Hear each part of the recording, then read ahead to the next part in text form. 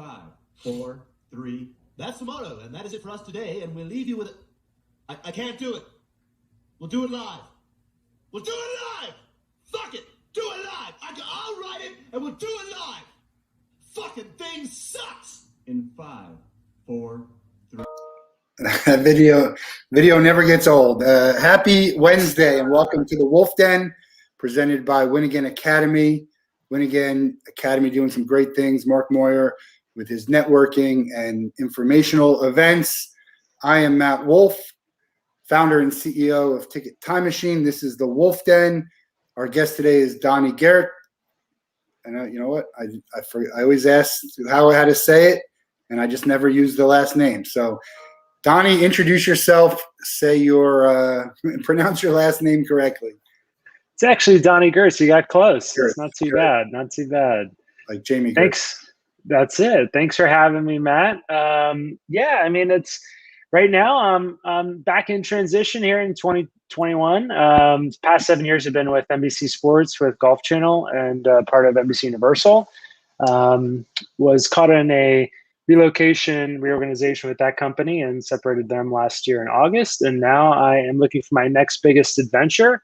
Currently as a freelance content creator right now, working on everything from reality TV to corporate storytelling, social media content, you name it. Happy to provide assistance and support. And yeah, meeting a lot of great folks here on LinkedIn, and been really appreciative to all the career support that you've organized for everyone.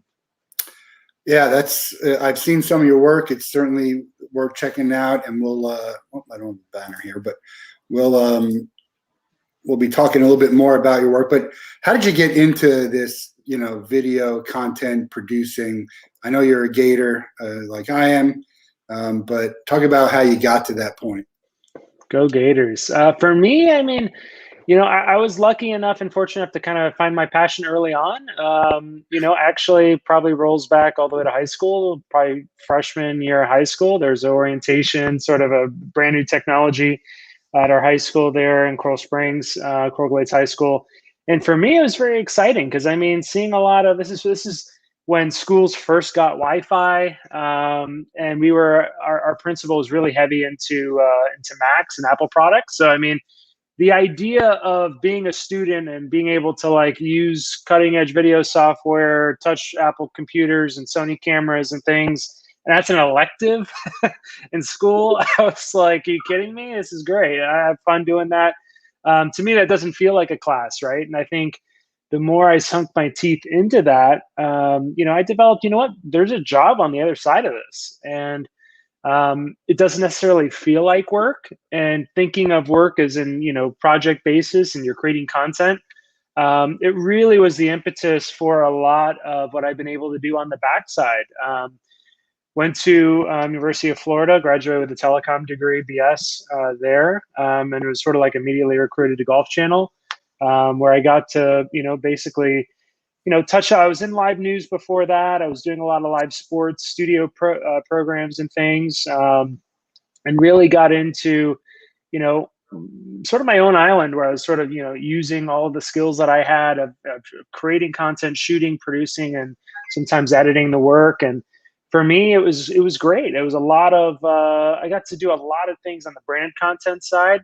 Worked a lot with great talent ranging from major champions, Olympians, music artists. I mean, pretty much a huge range of talent. I did a cooking show most recently. Before that, I was working on a travel series sponsored by Avis.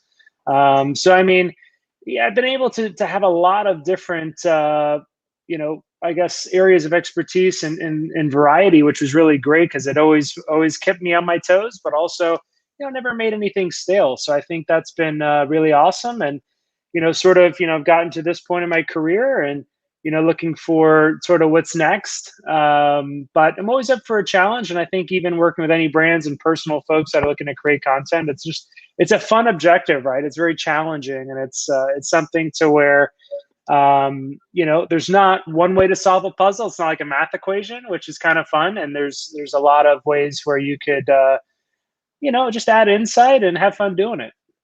Yeah, it's interesting because everything, not everything, but we grow up so much on television and movies, and we see that high school kind of, news program, and that's kind of where you got your start. Do you think that the majority of the people who were in your class were thinking, this is something I'd like to do, or they're thinking, hey, this beats the heck out of wood class?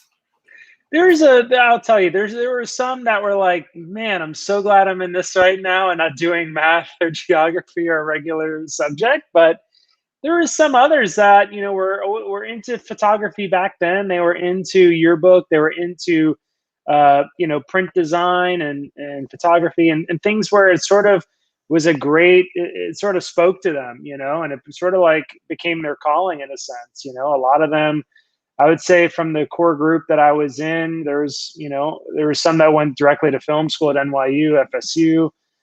There were some that, went on to be independent filmmakers, casting directors in films. And I think for them, it showed them their passion early. And I was lucky that I was one of those that really got bitten by the bug. And from there, it really helped me narrow the scope of what I wanted to do for a profession, for a living.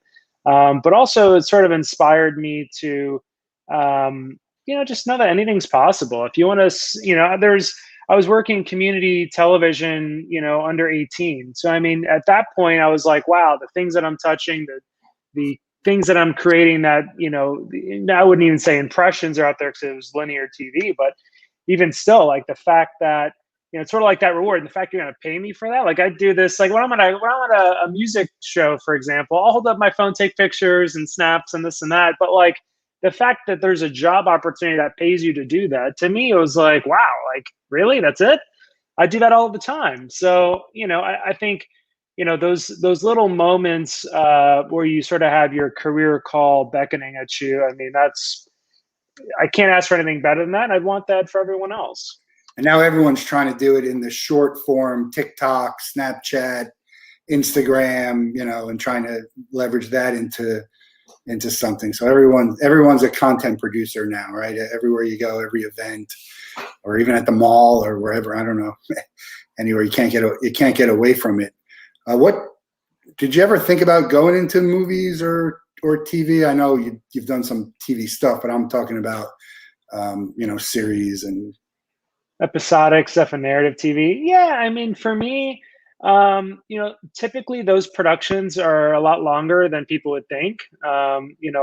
Full run on a movie through pre-production editing is probably, a year and a half, 2 years. So, I mean, considering those are on different locations and sort of for me, I think it was the cadence was very slow and low and it had a great product at the end, and it definitely took an army. I mean, some of these bigger, feature films and series take about 300 people just to run, from catering to editing, publicity to, everyone. So I think for me, it was that being the day-to-day would just be, I don't know, not to say it would starve me, but it would just get a little aggravating, I think, considering of the speed and momentum that I wanted to be at. Right. And the fact that you're sort of in a lot of different little confines, you're working with, all these unions and things. It can get a little interesting, a little stuffy, but, I think for me, it was taking that autonomy to create content and, find a right fit with places that, had obviously an ocean of content and things that they wanted to create for their brand or their company, their broadcast channel, et cetera. But I think it was, sort of sky's the limit, right? Like whatever we can do, let's do it. And I think for me, that entrepreneurial spirit of, taking something and running as fast as you can with it and, not being afraid and having the courage to, throw everything at the wall, and even things that are, little pinch me moments and big things of, oh, well, this would be cool if this happens. And then, if you get things to work out, it's fantastic. You're like, oh my God, I can't believe it's working out. So, and to bring that to whoever you're working with as a value add and kind of, either giving them more visibility on your brand or whoever, whatever you're trying to promote or whatever the platform is, to me, like that's exciting. And I would like to think that, being in the communication industry and the greater, I guess, media marketing echelon, like it's valued, right? I mean, people are fighting over attention on their product and their brand or their show, league, whatever it is.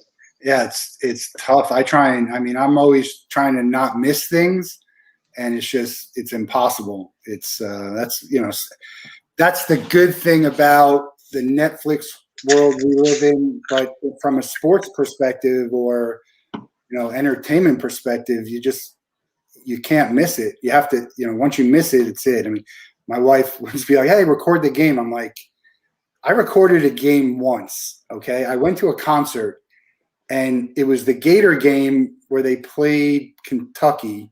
And I get back home, I don't know, midnight or so. I start the game, and I was off the grid, okay?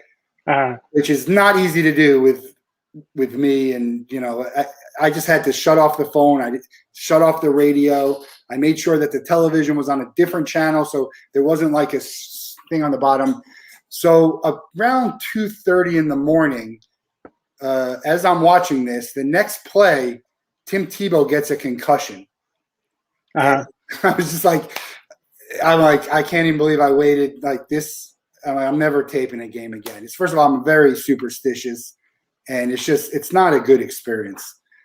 If you have to miss, maybe at that point I probably wouldn't even. You could follow a score on your phone. So it's interesting working on the things that are, a can't miss, which I think is, that's what's so exciting about it, as opposed to certain things that you can just watch anytime you want. I mean, on anywhere too, computer, phone, television, DVR, whatever it is.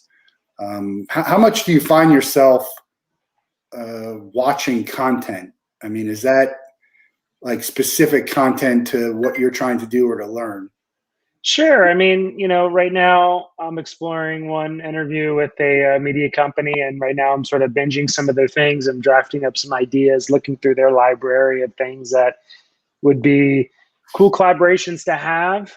Also, noticing sort of the brands they're associated with and other content spinoffs we could do towards that for brand content. But and just looking how they're utilizing social media and looking at the technology that's out there now, and just seeing, hey, is there something that we could do to enhance the fan experience?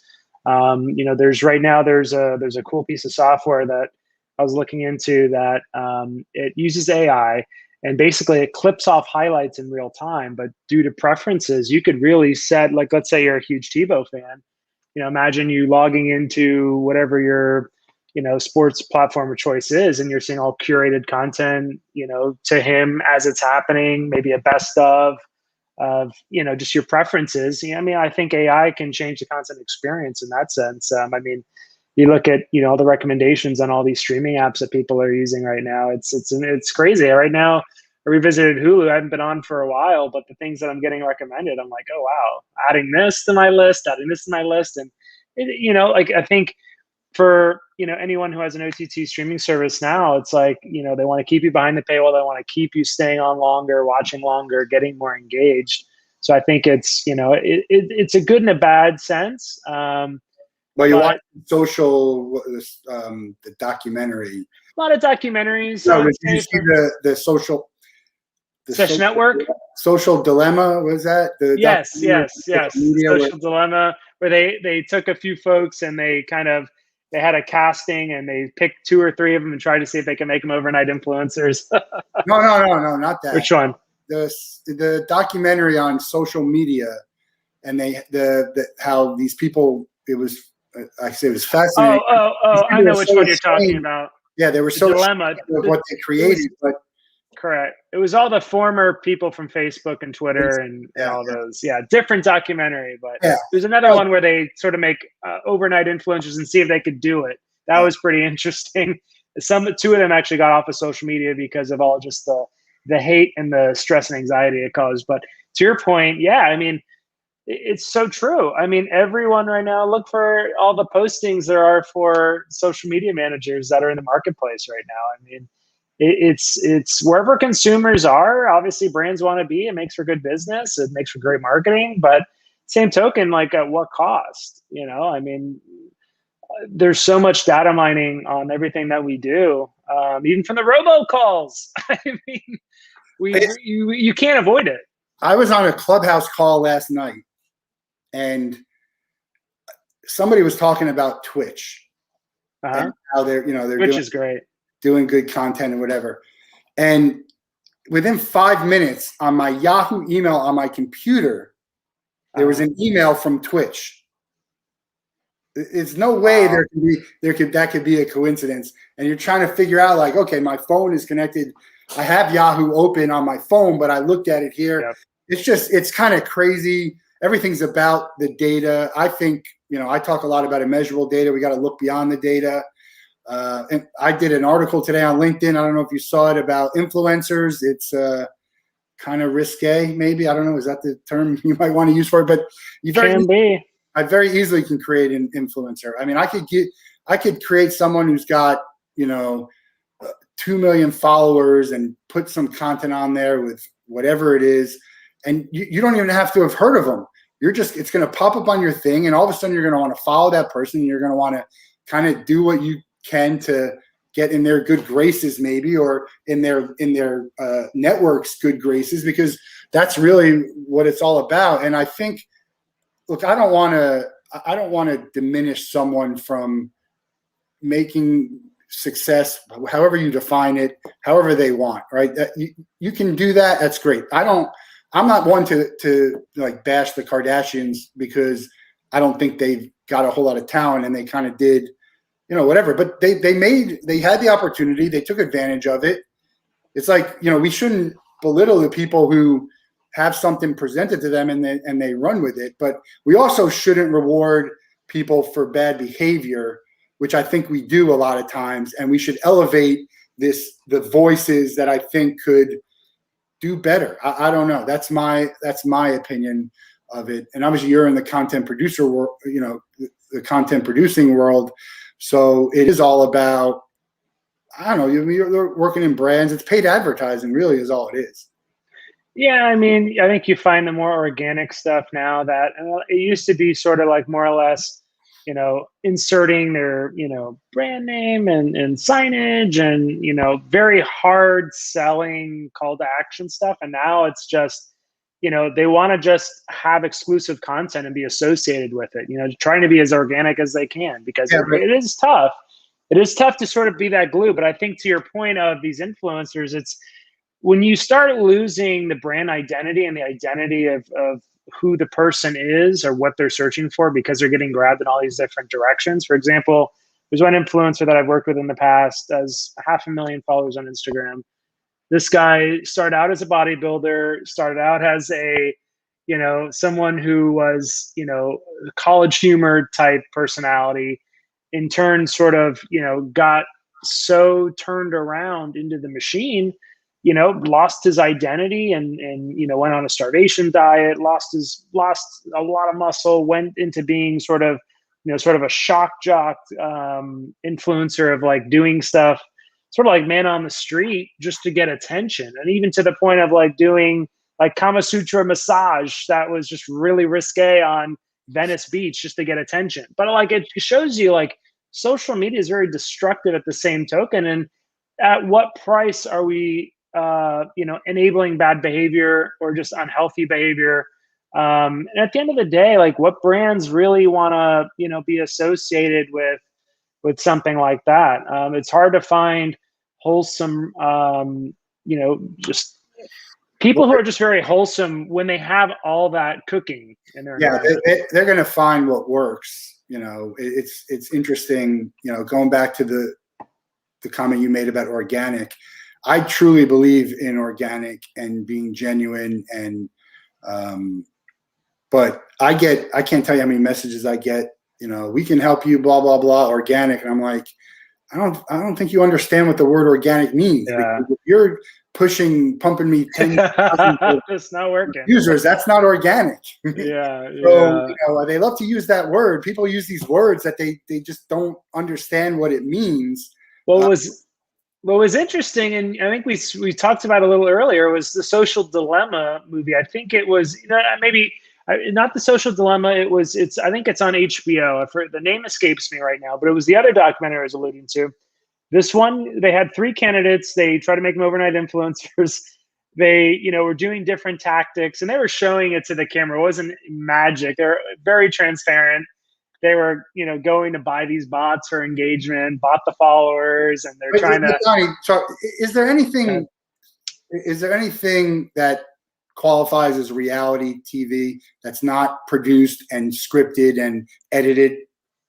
I mean, I guess you'd have to go to the simplistic pure form of that, which would be like streaming, as far as like what we're doing now, or like Twitch. I mean, because otherwise it gets manipulated. Yeah, I'm talking about programming that people tune into, series that they watch. I understand. I mean, I guess the series. I mean, all that has, it is set up. I mean, like live sports is probably the most authentic you're probably going to get, just because there's a sanctioning body that's independent from the media company. So like, even though we're cutting the commercial and we're doing all this stuff, like it's not affecting the actual score or the way, the game or event is played. I think, that's a little more real.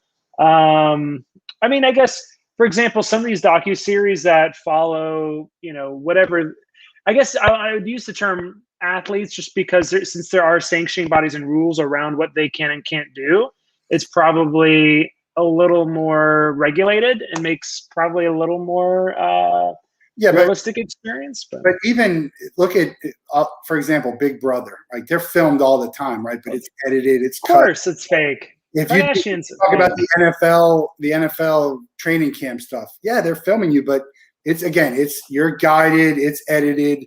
Any of them, and people are okay with that. Some people are in denial, but people are okay with it, which is fine. I just say, let's call it what it is and not pretend that, it's some huge coincidence that this thing happened. No, they know themselves. They've been doing it for 20 seasons.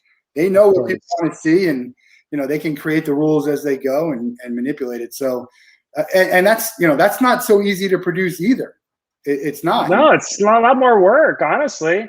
Yeah. You have story producers who have to, come up with all these situational things and, try to skew questions. And, I mean, it's tough. It really is. It really is tough. But I mean, hats off to those who could still make it relevant that later in. I mean, there's some series that I'm watching that's, there's one on Lifetime I watch with my girlfriend. They do 25 episodes. They're on their 11th season. It's Married at First Sight.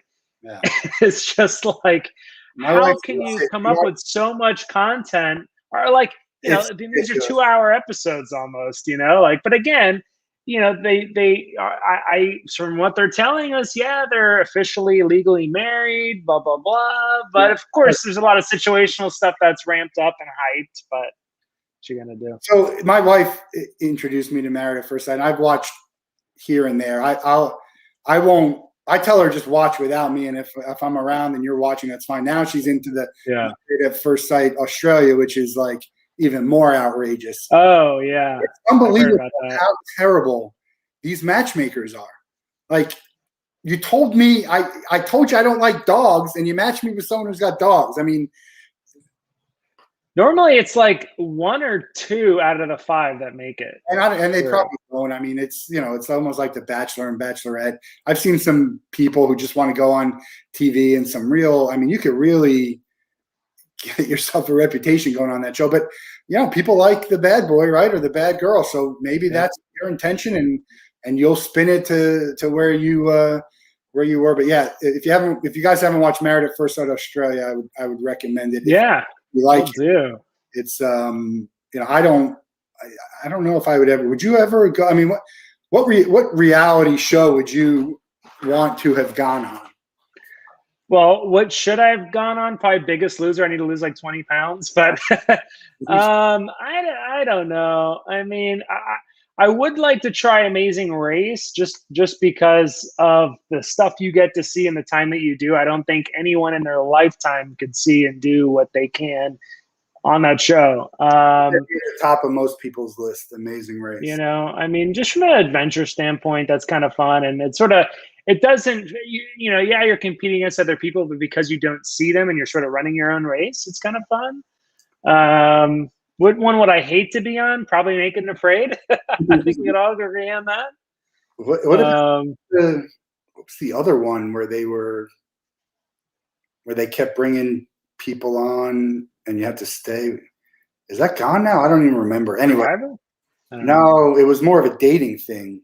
Oh! There was a few. There's one on Netflix that was like Love Is Blind or something, where you're in pods and you don't even get to see who you're talking to before you commit to marriage or whatever it was. You hear their voices, and then you propose to them, and you don't even know what they look like.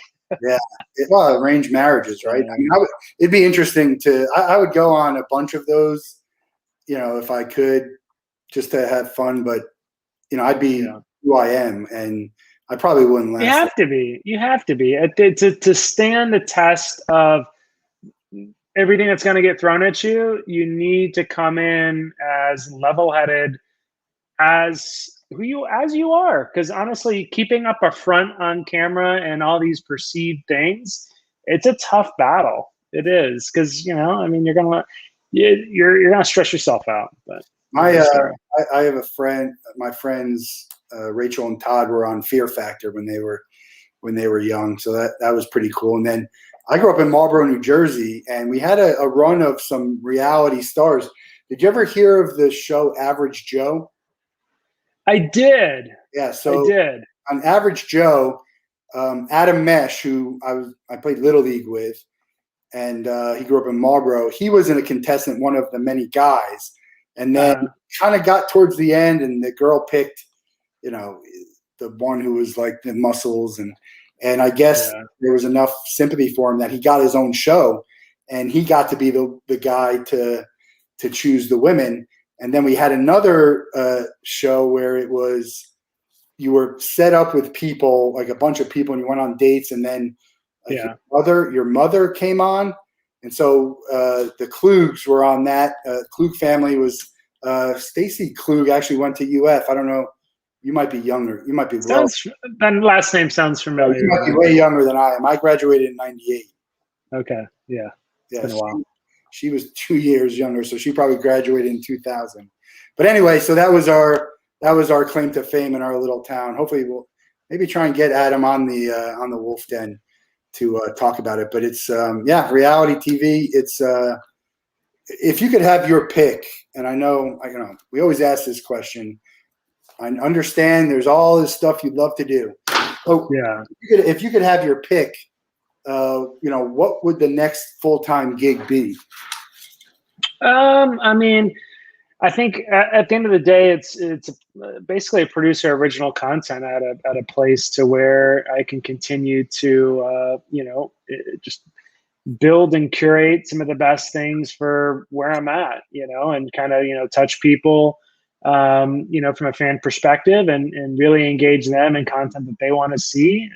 Probably as a niche audience, but I think for me, it's being around the right companies that have a lot of leverage underneath them. For example, let's say a company that's a media studio, say a sports sanctioning body and a rights holder, right? Like that's a lot of power under one roof, where you have a lot of access. There's not a lot of red tape because you own it all. Like you can make up those decisions. There's no confines to how you're, what you're doing with different resources and displaying different things on different mediums of, linear to digital, social media, so on and so forth. So I think for me, finding another content creative role within, production is sort of ideal. Probably more towards a company that's heavily in the digital space or streaming space too.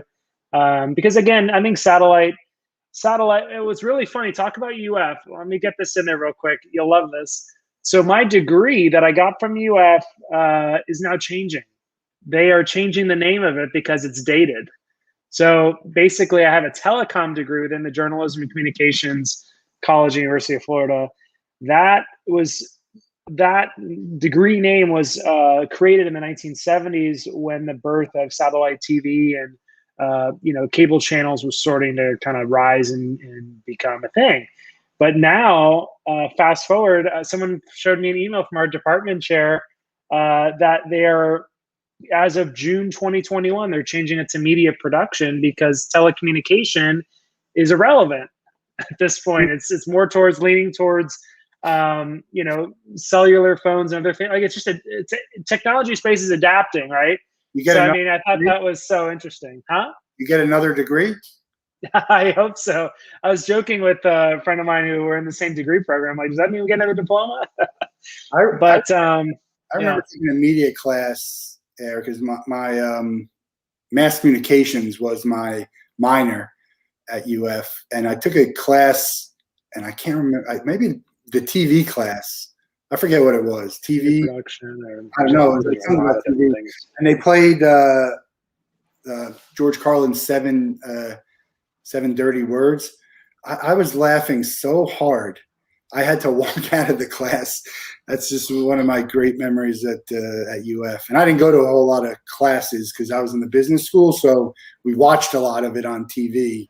I wasn't waking up at 7:30 in the morning to sit in class when I could watch it anytime I wanted to. But great. I loved it. I loved it there. I always thought I was going to be in movies and television, but it didn't work out that way. It's not too late. Get an agent.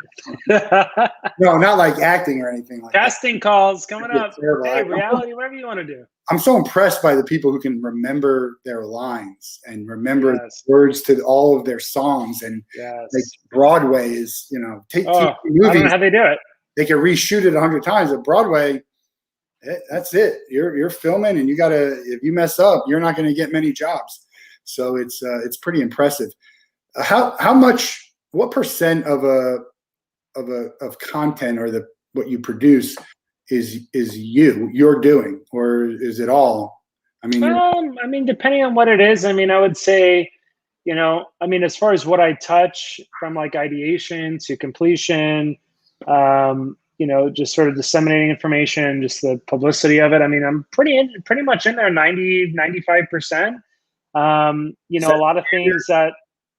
Go ahead. Standard for that type of position, or you get a high enough level? It depends, right? I mean, like I have a typical skill set that's maybe a little different than an average producer. I grew up in production, so I have hands-on experience with touching cameras and shooting my own stuff. I can edit, sort of DP'd a lot of my own things, field produced, and then I could sit in with an editor and post produce or cut it myself, or whatever, what have you. I could post-produce with sound designers and different things and graphic artists. So, a lot of that is it's like project management on steroids, but because I had other parcels that I could, just use, I had a lot of tools that I could, skills that I could put to work, it kind of greenlit a lot easier and more projects just because it was cost effective, and we're paying just a rental rate. I'm already on staff salary, so it was like, great, like this is going to cost us, let's say $50. Yeah, sure, go do this huge thing and come back with it, and it's going to look great because I know what I'm doing. And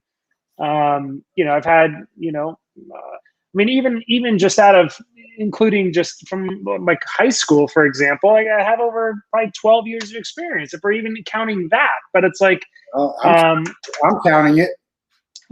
So I think for me, it's it's just really exciting, and it kind of gave me a lot of fuel to do things where necessarily it wouldn't take a 10-person, 7-person crew in a different state to actually come through and put something on. So, a lot of stuff is involved. Honestly, it's even for, the one cooking show that I was on just recently.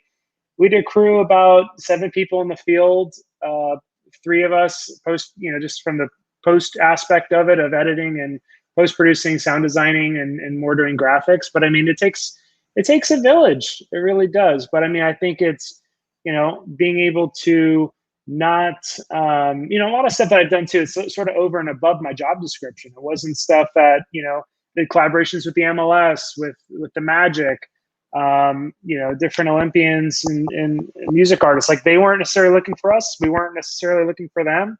It was sort of me kind of, looking at, putting my thinking cap on and being like, hey, how could we best work together that's mutually beneficial? And we're going to come out stronger on a partnership side outside of it.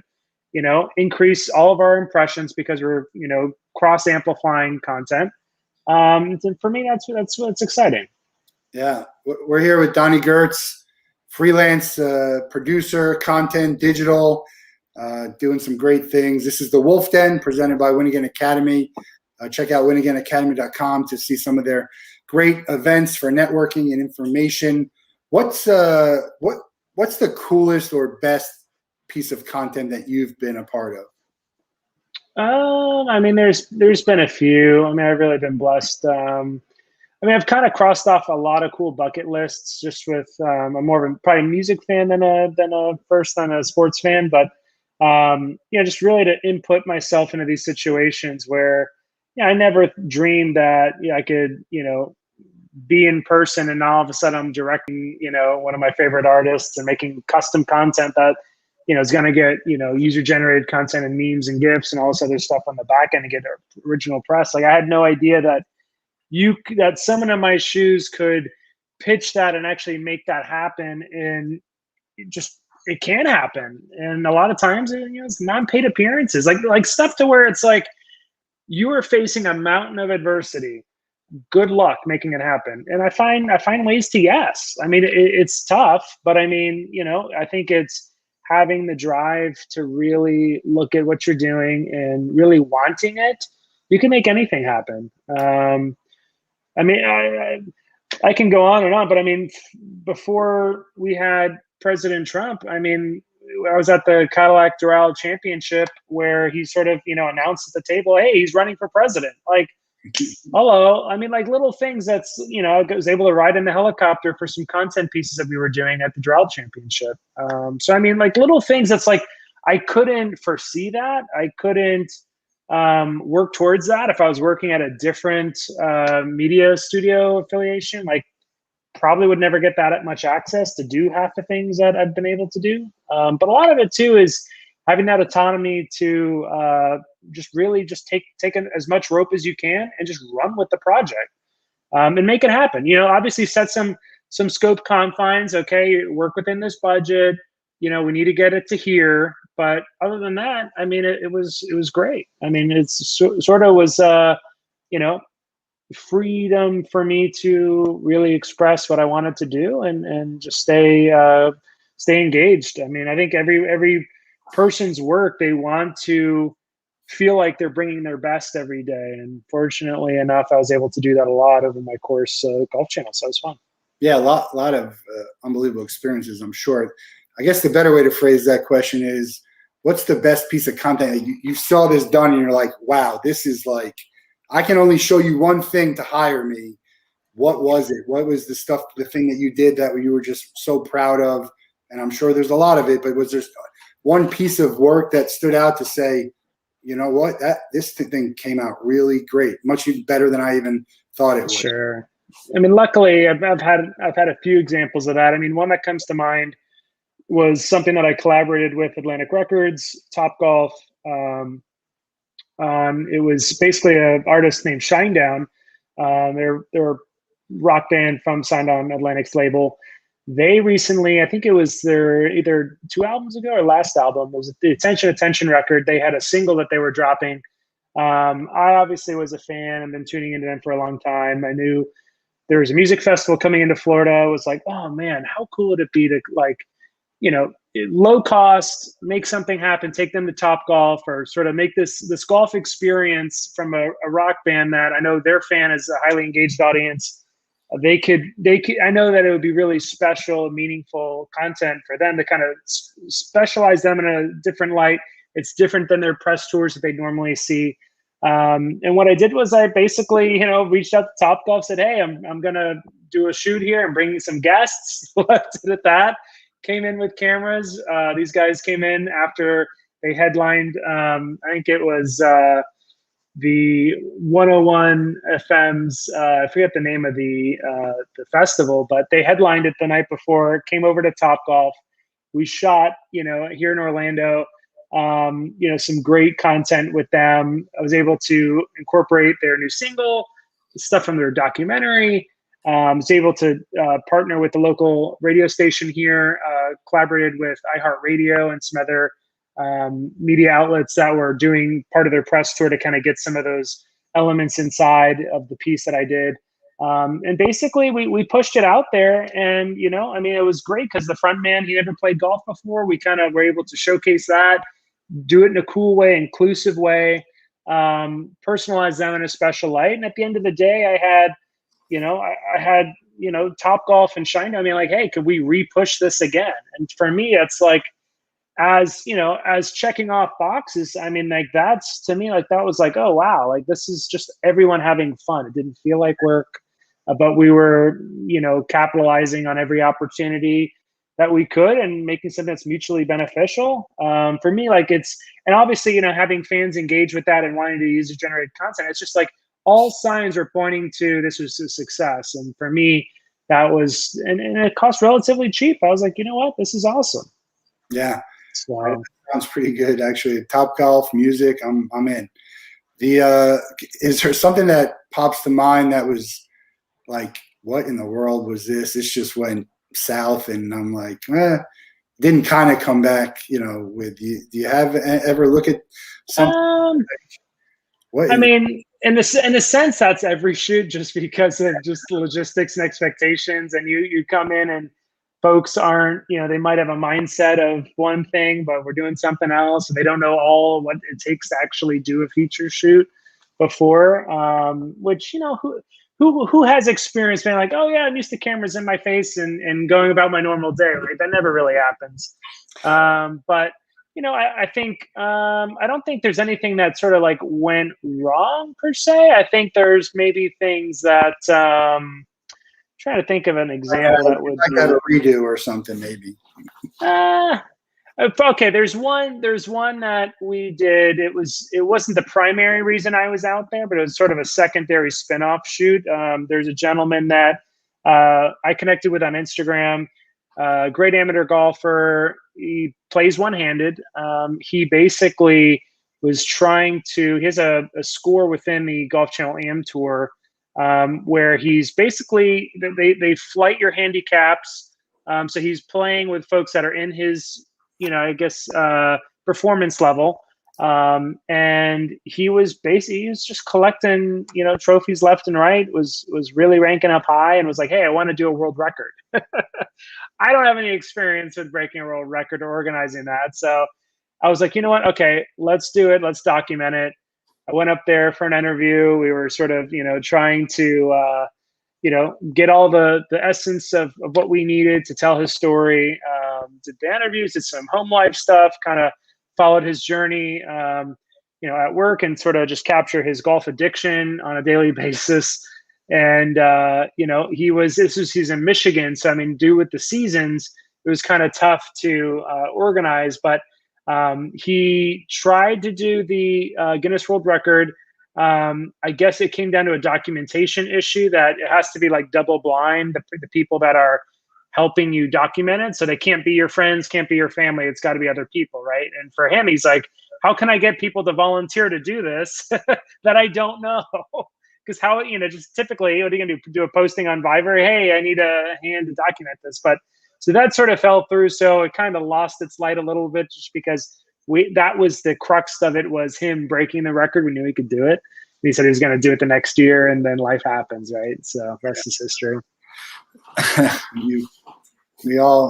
trying to think if I've ever been part of they always say like we're doing a world record, and then like the next day it could be someone's just going to top it, like they're waiting to keep their, I feel like some of that stuff is a little bit fabricated now. I mean, you have to get it to a certain level to have an adjudicator that comes out from Guinness to actually, come out there and officially do it. But the way that people, average Joes and just people like us, can do it is, it's a lot of affidavits, and then basically you submit that, and then you submit, all the background information on what you're doing and who the people are, and it's just got to be something to where it's got to be every T crossed and I dotted. But yeah, it's a challenge. So with COVID, obviously things have changed, and everyone was home, and a lot of streaming and a lot of online content. I I was disappointed in the amount of good content that I saw over the course of a year. I didn't see Travis Scott's concert, which I heard was very good. I heard Post Malone's Hootie and the Blowfish cover, but I didn't see that. Was there anything you saw that particularly that was really good content over the last year, online or on TV? Streaming out of Fenway was pretty cool with the Dropkick Murphys, but there was a lot of fluff in it. I mean, they really extended, and yeah. Yeah, I mean, I think for me, even seeing, I think it was the last AMAs or the Country Music Awards, the CMAs. The way that was handled and the class and elegance and tone of what they did, in the mix of the Floyd case and COVID, and I think that was a very classy, respectful way of trying to unify and use inclusion to really help heal the country. That was special for me in a different reason. But I mean, I'm trying to think of what I've been binging besides that. I mean, I saw a lot of cool things that were streamed from Twitch from sort of concert venues. There was one performance that a buddy of mine, actually, we bought a digital ticket and just streamed one of our favorite rock bands, and just, they were doing a live performance, and that was something different, but also really cool too. It was the same mood. It was actually Seven Dust. Seven Dust did a live stream that they played for I think an hour and a half, in a studio, and there's no applause, which is really weird. And it was just only the band, no cutaways. But it was fun. I mean, it was different. It's a different time, right? I mean, you could do a lot of, unique experiences, but I think everyone is, because the advent of, stream or just video conferencing and Zoom and everything's just being so day to day now, it's kind of made it a little more easy to consume, right? We're not thinking of it as, I'm watching a computer screen and somebody from a different spot. It's like, it feels like I'm communicating with you right in front of me, right? So that's been pretty exciting. There's definitely some advantages to that, and I've watched a few live streams. I paid for a few. Did you see? Done better. Did you see Kiss's farewell concert that was in Dubai? They had the largest $1 million just in pyro. They went to the Atlantis Resort in Dubai, and I'm not sure if that was their farewell, last show, but I think because this COVID was sort of interjecting into their farewell tour, they had to do they said, hey, we can't take it. We're just going to go to Dubai, and sky's the limit with the performance. And I forget how many folks tuned in, and I know it was pretty pricey to get a ticket, but it was a heck of a show. Yeah, I mean, The Weeknd. Look it up on YouTube. The report is that The Weeknd put $7 million of his own money into that. Into a halftime show, right? I'd like to have a halftime budget of $7 million to put on a show. Who would you select for halftime?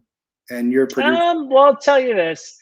I just finished up the YouTube series of Demi Lovato's sort of, I guess, docu-series of what she's been doing after her relapses with drugs and trying to get her career back together. And, I think of seeing her very in a humanized light, and I think anyone who has a heart could really, wrap around, the talent of who she is and the struggles that she's had to overcome from being a child star up into, a socialite now. I mean, it's a lot of day-to-day struggles just being a person in those shoes, right? So, and it's just very interesting. I binged that. It's on YouTube Originals. YouTube Originals actually has some great long-form stuff. I watched the Paris Hilton documentary before that as well about her story, which I didn't know half of what she was doing or how she got to be, right? Because she was like she was like the first influencer. And I think, a lot of people lose that context. Yeah. So, but who would you want to produce? Who would you love to produce at halftime? Is that how you would pick Demi Lovato? Yeah, probably Demi Lovato, just because of all she's gone through, her talent, and just how genuinely, cool that just to collaborate. It seems like she could. There's no adversity. There's no silly business in trying to get to know her and ask her. I mean, she's a hard worker. She's a perfectionist, right? And I think anyone who we wanted our colleagues. It's all the right capabilities, and I mean, she has the talent to prove it, and great voice. And I think I think that would be fun for a Super Bowl. Get some more women in there. It'd be awesome. Yeah, you got to get. I think you got to put her with someone else, maybe Ariana Grande, and kind of let them. They all collaborate together anyway. They do, yeah.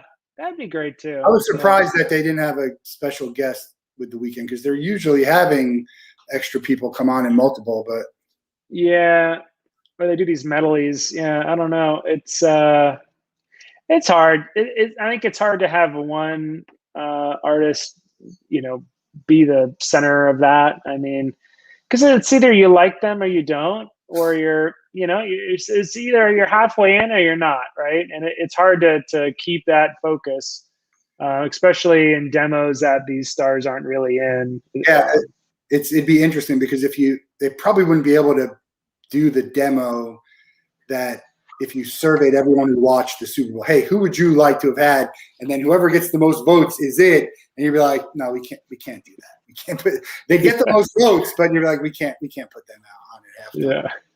It's not gonna work.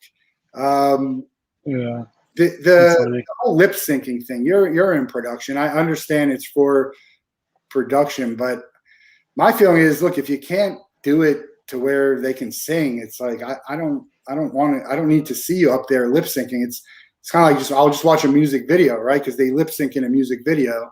It's just the way of it is. How much is that? Do people look towards that type of skill, someone who can sing and not have to lip sync when you're choosing talent? I mean, is that important now, or? I mean, from a production standpoint, I mean, there's so much logistic changes that are happening, and just everything has to either have a signal coming in, or cables run, or it gets really tricky. Some of that stuff is there is sort of an element of playback, what they'd call playback to that, but it would be, maybe it's like live drums, playback of just backing vocals, and live, it all depends. It's all a mixture, because depending on how many instruments, what they're doing, I think as a protection and things too, there is an element in there where they want to control as much as they can, especially when you only have one chance to do it. It has to be right. But it's really interesting. A lot of that stuff is scripted out. Some of it, depending on the award shows, is pre-recorded. And there's softwares like QPilot, which will basically script everything out, and you'll plan out, block out the cameras, input in the logistics of how you want to direct it. And from there, you're basically pressing spacebar, just going through all these timing cues. And that way you're hitting the beats and the shots, and that's also connected to the lighting grid and all that programming as well. So, I mean, it's a very synchronous process. And I think and that's the thing too, is people forget when you're playing live, some of that can be really, really fast, like a lot faster than the track, or it can be a little slower. So, and that affects a lot of different variables in there as well. As far as when you're blocking cameras and you're having lighting go to specific cues. It's very obvious to know when, like, you're holding the mic like this, and then it goes away. And anyway, that's my pet peeve. It's obviously probably not preferred, but I understand. The industry is okay with it. So I guess too bad for Milli Vanilli and Ashley Simpson, who got absolutely roasted for lip syncing, right? Wasn't that the Milli Vanilli was the first, and then Ashley, I think, got roasted on Saturday Night Live for lip syncing. Yeah, but you know what? The public doesn't care. They'll roast Nickelback and Creed again if they can. So it just sucks. Speaking of Nickelback, it's unbelievable. We were listening to a greatest hits. It's unbelievable how many great hits they have, and for a band that gets like just slaughtered. Like, I mean, sold over 120 million records. Like, at the end of the day, hate, but like you can't hate. Okay, I mean, they hold their own. There's a lot of records that sell good, but even though, I mean, they probably have 4 or 5 songs you never even realized was them, and it's a huge hit. or who they've written for other people that you're probably singing along to. Now all of a sudden you got to shoot yourself because like, oh, Nickelback wrote that. We always do a Mount Rushmore. It sounds like, music. You said music was your thing. Give me your 4 favorite, the best, musicians, artists, bands. It could be solo or with a band. Who's your 4? What's your Mount Rushmore of music? It can be who you like. It doesn't have to be who's the best. Yeah, I mean that's tough. I mean, the ones that I've been able to work with, Jerry Cantrell from Alice in Chains, seeing him play and sing, and those guys sort of get the band back together, and Sean Kinney on drums. That was really just from a nostalgic point, really cool. I wish I can get Soundgarden back. I wish I can get Chris Cornell back. I saw him play with Soundgarden about 3 weeks before he committed suicide and passed away. That was a really special show. First time I was able to see Chris live. Saw him. I always followed the Audio Slave journey that he was on. Obviously he was early 90s. I didn't obviously go to any of the shows back then, but that was exciting too. Let's see who else. I think I mentioned Alter Bridge. First time I saw Chris Cornell was with Linkin Park. Oh wow, yeah. And that was him and Chester had some really good. And I had for Linkin Park again about a few months before Chester passed. So real sad. How about a bucket list? Is there a bucket list for a sporting event or venue or music? I think it would be cool to, a lot of bucket lists, at least in the sports media world. It's like, oh, working the Olympics, working, the Daytona 500, the World Cup, those sort of, about working, going as a fan on your own. Going as a fan on my own. I don't know. I'd have to think about that for a second. I would try to make something that's meaningful. Man, I've seen Daytona 500. It was cool when I was into that. Been to the All-Star game, the MLS All-Star game. That was great too in its own sense, even though our Orlando City local team here wasn't, really playing up to snuff. It didn't make sense, but I don't know. That's a tough question. I wouldn't say there's a specific maybe it's more or less like a Conor McGregor fight, maybe. Yeah, that'd be cool. The next Mayweather, I think he's coming. McGregor's fighting him soon. I think that might be a little more exciting. I think that my friend Brent wants to say hi as we close. He's always got the great. Speaking of great content, his comments in the chat section just spectacular every time. Awesome. Masters is a huge bucket list. Obviously, that's on this week. Do you have a someone who you like to root for, or? Yeah, I'd love Rory to finally close out his Grand Slam. I think that would be a huge moment. Nice comment there. To me, I don't know. It was great to see DJ win last year. I think he really humanized him for a lot of fans and media, and I think we got to see a different side to him that we didn't know existed. So I think that was really awesome. I think Jordan Spieth coming back to win it again after all the adversity that he's come through. I think it's been over 1,300 days since he's had his last win. He just won the Valero, I think it was last week or the week before that. So that was a really cool glimpse.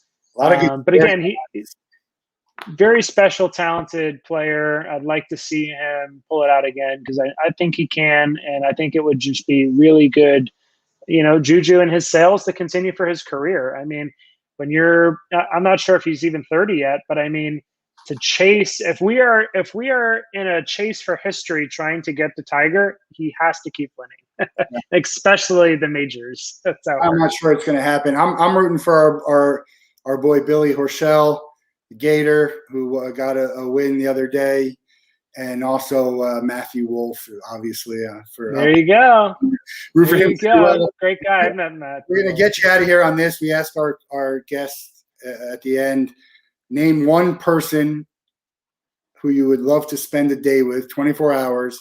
They have to be living, and you can't be related to them and you can't have met them yet, who is it and what are you guys doing? We're going to put this on the list and we're going to make it happen for one of our guests.